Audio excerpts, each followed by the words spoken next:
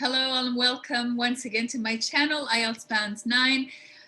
Today I have a great news for all of you guys. I have started to train the students on the reading passages because many of you guys send me messages that you are interested in learning the reading skills for IELTS. So today what I'm trying to do is teaching you those 5 different strategies that you need to approach for 5 different types of questions in IELTS reading passages. So what I'm going to exchange with you right now is the page that I'm sharing.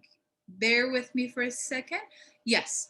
So this is one of those pages of British Council that many students are interested in practicing, but they don't want to pay on those pages. This page is absolutely free. More than welcome to educate yourself a little bit because it is the reading practice skills today. I'm not going to waste your time and I'm going to directly go into reading passages and how to approach those reading questions. In reading passages, if you would like to know what kind of reading questions you have, there are 5 different types of questions. One of them is yes, no, not given, or true, false, not given. The next one is fill in the blanks. The next one is list of headings. And the next one is multiple choice. And then the last one is another types of list of heading or the graphs, for example. In IELTS question, they give you a graph. They ask you to fill in the blanks of those missing words. Something about the reading passages in IELTS that you need to be aware of is very simple because you have the answers in the reading passages. The only thing you need to do is how to find those answers. I'm going to give you an example. For example, one of those reading passages that I open, the reading passage, how to read the reading passage is one of those important elements. The first most important thing in the reading passage is to read each paragraph by scanning and skimming, running your eyes through the lines, and you need to read subject, verb, object. That is considered as scanning or skimming. Basically, you don't read word by word because time is counting and is everything in IELTS. To save the time, you need to scan and skim your passages. After reading the passage by scanning and skimming, you can save somewhere between 7 to 11 minutes, which is a lot in IELTS. After reading though, you come back to the page with the question. You read the question. For example, this type of question, it is asking you to fill in the blanks. And then there are some keywords in each sentence. For example, this one, it is asking you until the early 19th century, the majority of the migrants to North America were. The keywords 19th century, another keyword would be early 19th century, another keyword would be migrants to North America. You go back to the passage to fill in the blanks, you find those keywords, specific keywords, early 19th century, and then migrant to North America. So these are the words that you need to run your eyes through the paragraph step by step. For example, in the first paragraph, I can see history of migration, but I don't see any indication of early migrant in 19th century. So you read the passage to find North American, not only Europe. For example, this paragraph is about the migration between 1850 to 1913. That might carry the answer because it is talking about the early 19th century. So read through it to find the answer.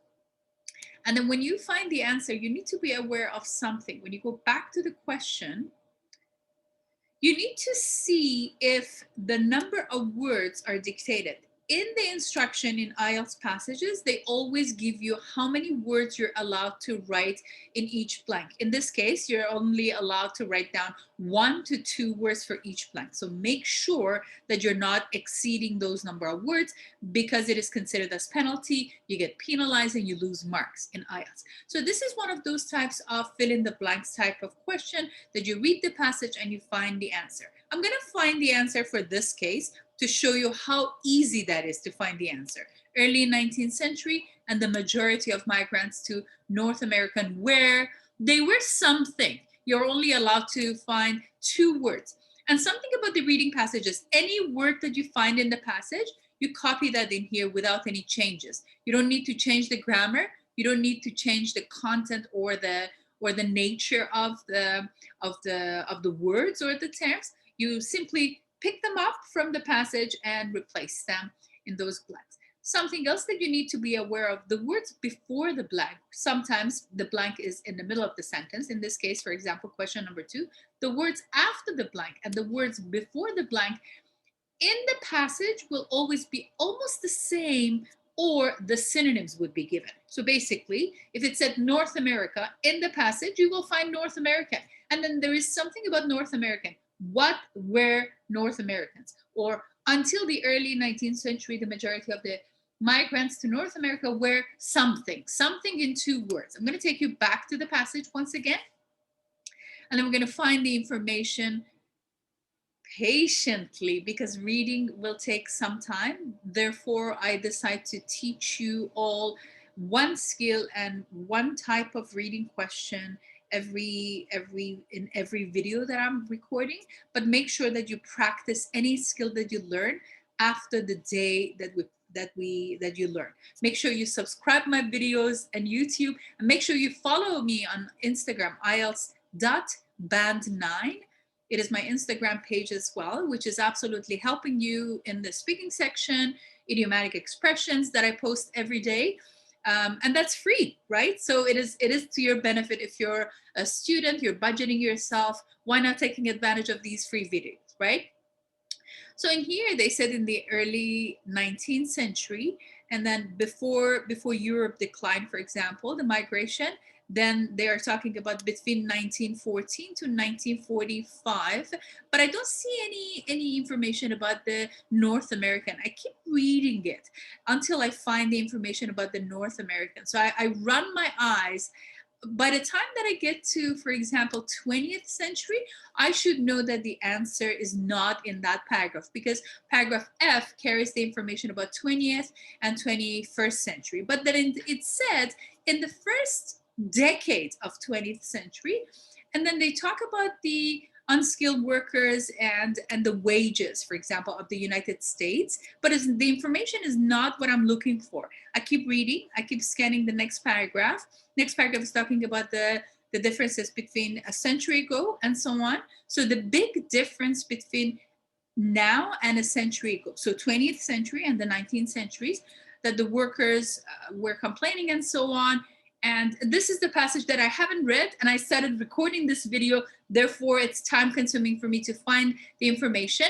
I usually run my eyes and scan and skim the reading passages, but I want to show you how it works in a raw way. In paragraph H, it is talking about the North Americans. Quickly, when you see North America, you have some kind of impression that maybe the answer is over there. That is the moment that you read that paragraph carefully, word by word, sentence by sentence, and phrase by phrase. So they're talking about the skilled workers, and then they said they reduced the pressure to make low wages even lower. And then they talk about the drawbacks and the people who want to migrate, who is hard to justify the humanitarian terms. And then also it pushes others from this group to the illegal immigrants and immigration. So that exposes them to danger. Keep reading as I'm reading. If the same migrants entered legally, on the top of this, the loss of skilled workers in the sending countries. Already some of the poorest nations lose almost all the doctors they train to jobs in Europe or North America. Money, immigrants sent home offsets some of that loss and so on. And then they said today's immigration is talking about the old and possessed with the dilemmas, how they believe in it and so on. So the only paragraph that is talking about North America is paragraph H. We're going to come back to the question page, and I'm going to show you the answer. There is something interesting about this passage, that you will always find the answers in the proper step by checking it. So when I take you back to the passage, they talk about, I'm gonna take you back to the right passage. In here, North American, paragraph B and paragraph C are talking about the discovery of of North America and how that is. But in here, the very first time that you heard about North America is the second last line from paragraph B. Read it with me carefully. It said by around 1800.